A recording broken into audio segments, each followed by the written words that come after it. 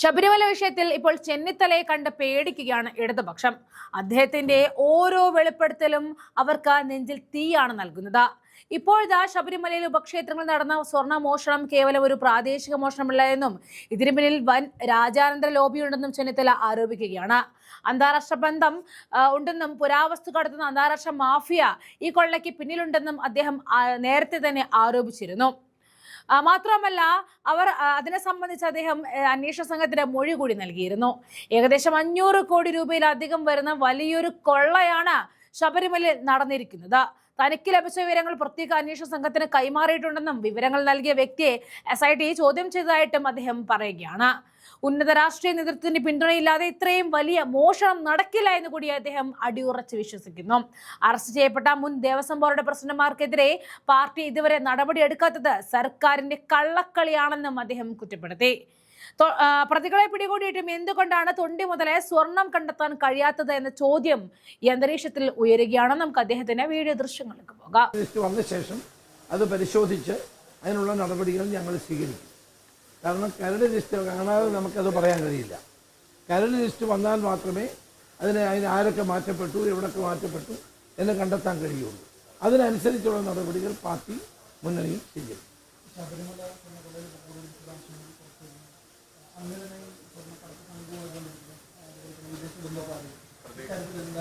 ഇതിന് ശബരിമല സ്വർണ്ണക്കടത്തുമായി ബന്ധപ്പെട്ട് അന്തർദേശീയ മാഫിയ ഇതിൻ്റെ പിന്നിലുണ്ട്.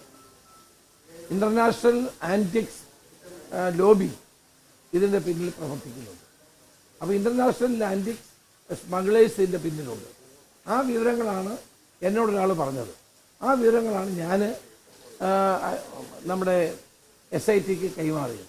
SIT എനിക്ക് ആ വിവരം തന്നയാളുടെ ഡീറ്റെയിൽസ് ഞാൻ കൊടുത്തപ്പോൾ അദ്ദേഹത്തെ വിളിച്ച് ചോദ്യം ചെയ്തു, വിവരങ്ങൾ ആരാഞ്ഞു എന്നാണ് ഞാൻ മനസ്സിലാക്കുന്നത്. അപ്പോൾ അത് സംബന്ധിച്ചുള്ള അന്വേഷണങ്ങൾ നടക്കുകയാണ്. വാസ്തവത്തിൽ ഇതൊരു വലിയ കൊള്ളയാണ്. 500 കോടിയിലധികം വരുന്നൊരു കൊള്ളയാണ് നടന്നിരിക്കുന്നത്. ഉന്നത തലത്തിലുള്ള ആളുകളുടെ പിന്തുണയില്ലാതെ ഈ സ്വർണം കടത്തിക്കൊണ്ടുപോകാൻ കഴിയില്ല. ആ ഉന്നത രാഷ്ട്രീയ നേതൃത്വത്തിലേക്ക് കാര്യങ്ങൾ എത്തണം. എത്തിയാൽ മാത്രമേ കൂടുതൽ കാര്യങ്ങൾ നമുക്ക് മനസ്സിലാക്കാൻ സാധിക്കുകയുള്ളൂ. യഥാർത്ഥ കള്ളന്മാർ ഇപ്പോഴും മറഞ്ഞു നിൽക്കുകയാണ്. യഥാർത്ഥ കള്ളന്മാരെ പുറത്തു കൊണ്ടുവരാനുള്ള നടപടിയാണ് ഈ SITയുടെ ഭാഗത്തു നിന്ന് ഉണ്ടാകുന്നത്. അതുണ്ടാകുമെന്ന് ഞാൻ കരുതുകയാണ്.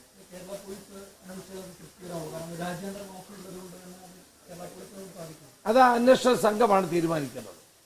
കാരണം ഇന്ന് SITയുടെ പ്രവർത്തനത്തിൽ അതൃപ്തിയൊന്നും ഞങ്ങൾക്കില്ല. എനിക്ക് അവരുടെ പ്രവർത്തനത്തിൽ ആ ഉദ്യോഗസ്ഥന്മാരുടെ ക്രെഡിബിലിറ്റിയുടെ കാര്യത്തിൽ എനിക്ക് സംശയമില്ല. പിന്നെ അന്തർദേശീയ തലത്തിലുള്ള കാര്യങ്ങൾക്ക് അവർക്ക് അന്വേഷിക്കാനുള്ള ജൂറിസ്ഡിക്ഷൻ ഉണ്ടോ എന്നുള്ളത് പരിശോധിക്കപ്പെടേണ്ടതാണ്. അത് SIT തന്നെയാണ് പറയുന്നത്. ഏതായാലും ശരി, ഈ സ്വർണ്ണക്കള്ളക്കടത്തുമായി ബന്ധപ്പെട്ട് ഇതുവരെയുള്ള സംഭവങ്ങൾ പരിശോധിച്ചാൽ സർക്കാരിൻ്റെ കള്ളക്കളിയുടെ പിന്നിലുണ്ട്. പലരെയും രക്ഷിക്കാൻ സർക്കാർ ശ്രമിക്കുകയാണ്.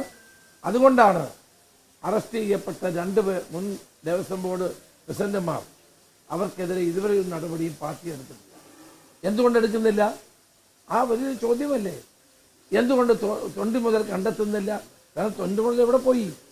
ഒരാളിനെ അറസ്റ്റ് ചെയ്ത് കഴിഞ്ഞാൽ നമ്മുടെ ക്രിമിനൽ നടപടി ചട്ടം അനുസരിച്ച് തൊണ്ടി മുതൽ കണ്ടെത്തണം. തൊണ്ടി മുതൽ കണ്ടെത്തിയോ? എവിടെയാണ് സ്വർണമെന്ന് കണ്ടെത്തിയോ? അപ്പോൾ ആ നിലയിലേക്ക് കാര്യങ്ങൾ മുന്നോട്ട് പോകണം. യഥാർത്ഥ വസ്തുത കണ്ടെത്തേണ്ടിയിരിക്കുന്നു. യഥാർത്ഥ കുറ്റവാളികളെ നിയമത്തിന് മുമ്പിൽ കൊണ്ടുവരുന്നത് വരെ ഞങ്ങൾ ഈ പോരാട്ടം തുടരും.